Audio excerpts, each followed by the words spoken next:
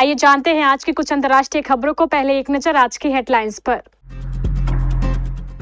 वक्फ bill पर final match आज। केंद्रीय नेताओं के साथ मतभेद करके क्या मैं यहां पर बैठ सकता हूं, योगी आदित्यनाथ का बयान। 2 अप्रैल को घोषित टैरिफ तत्काल लागू होंगे, ट्रंप के ऐलान पर व्हाइट हाउस का बयान। मेरे छोटे छोटे बच्चे हैं, टांग में रॉड डली, उम्र कैद की सजा मिली तो जज के सामने गिड़गिड़ाने लगा पादरी। Stand up comedian Kunal Kamra की बड़ी मुश्किलें, मुंबई पुलिस ने भेजा तीसरा नोटिस। ईरान के परमाणु ठिकानों पर खतरा, ट्रंप की धमकी के बाद IAEA से मांगी मदद। चीन ने जापान और दक्षिण कोरिया के साथ मिलकर तैयार की ट्रंप के टैरिफ की काट, सरकारी मीडिया दावा। खरमास में रॉकेट हुआ सोने का भाव, चांदी भी उछली। बॉक्स ऑफिस पर सलमान की आंधी, सिकंदर ने 3 दिनों में कमा डाले इतने करोड़। और युवराज सिंह का चेला जिसने नवाबी अंदाज में लखनऊ को धोया। केंद्र सरकार वक्फ संशोधन विधेयक पर विपक्ष को बहुत ज्यादा वॉक ओवर देने के मूड में नहीं है, शायद इसलिए इसे जल्द ही कानून देने की जुगत में है। इसी कड़ी में अब इसे लोकसभा में पास करने की पूरी तैयारी है। इस विधेयक का मुस्लिम संगठनों और विपक्षी दलों द्वारा कड़ा विरोध किया जा रहा है। विपक्षी दलों का मानना है कि यह विधेयक वक्फ संपत्तियों पर सरकारी दखल को बढ़ावा देगा, इससे धार्मिक स्वतंत्रता और अल्पसंख्यक अधिकारों पर असर पड़ सकता है। वहीं सरकार इसे पारदर्शिता और प्रशासनिक सुधार की दिशा में उठाया गया कदम बता रही है। आइए यह समझते हैं कि संसद में पास हुआ तो इसका क्या बदलाव होगा। असल में सरकार ने बुधवार को यानी आज लोकसभा में इस विधेयक को पेश करने का फैसला किया है। इसके बाद गुरुवार को इसे राज्यसभा में पारित करने का प्लान है। हालांकि विपक्षी दलों के विरोध को देखते हुए सदन में तीखी बहस होने की संभावना है। विपक्ष ने इस विधेयक को संविधान विरोधी और अल्पसंख्यक विरोधी करार दिया है।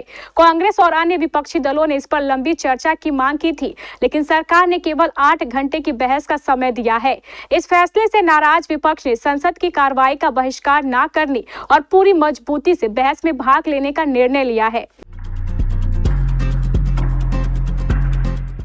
सीएम योगी आदित्यनाथ ने कहा है कि राजनीति मेरे लिए एक फुल टाइम जॉब नहीं है। इस समय मैं यहाँ का काम कर रहा हूँ, लेकिन वास्तविकता में मैं हूँ तो एक योगी ही। मेरा प्राथमिक कार्य राज्य के लोगों की सेवा करना, जो मुझे पार्टी ने सौंपा है।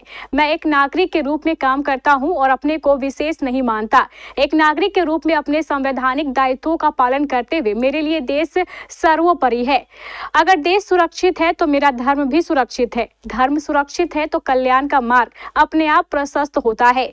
न्यूज एजेंसी से बातचीत में योगी ने केंद्रीय नेताओं के साथ मतभेद की खबरों को खारिज करते हुए कहा कि वह पार्टी की वजह से सीएम की कुर्सी पर है। केंद्रीय नेताओं के साथ मतभेद करके क्या मैं यहां पर बैठ सकता हूं?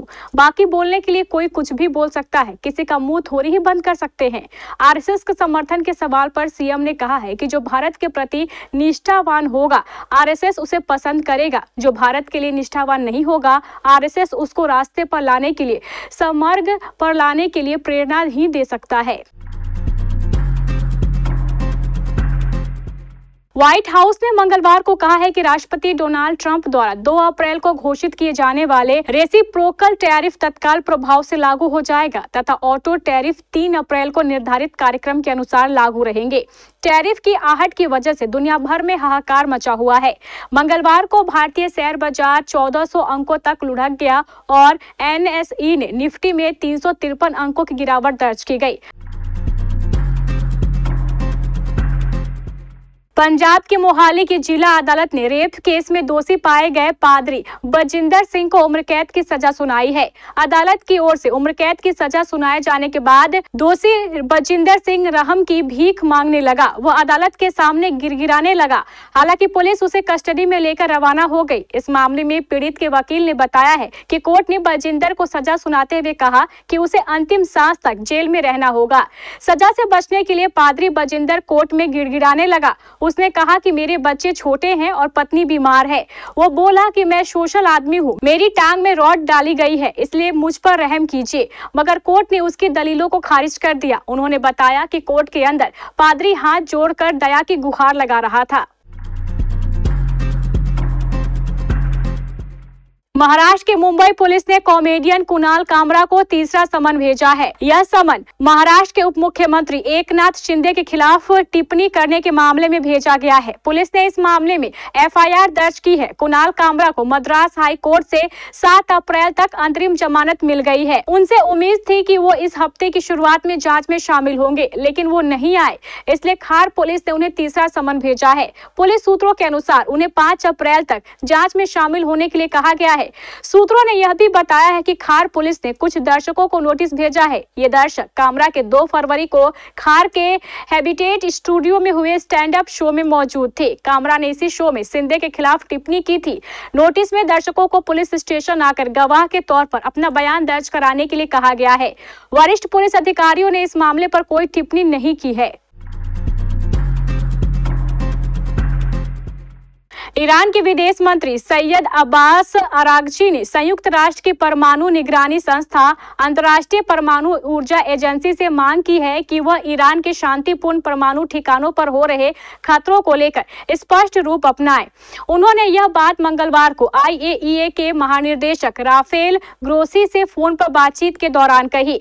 अरागची का यह बयान अमेरिका के पूर्व राष्ट्रपति डोनाल्ड ट्रंप की उस धमकी के बाद आया है जिसमें उन्होंने कहा था कि अगर ईरान अमेरिका के साथ परमाणु समझौता नहीं करता है तो उसके परमाणु ठिकानों पर बमबारी की जाएगी।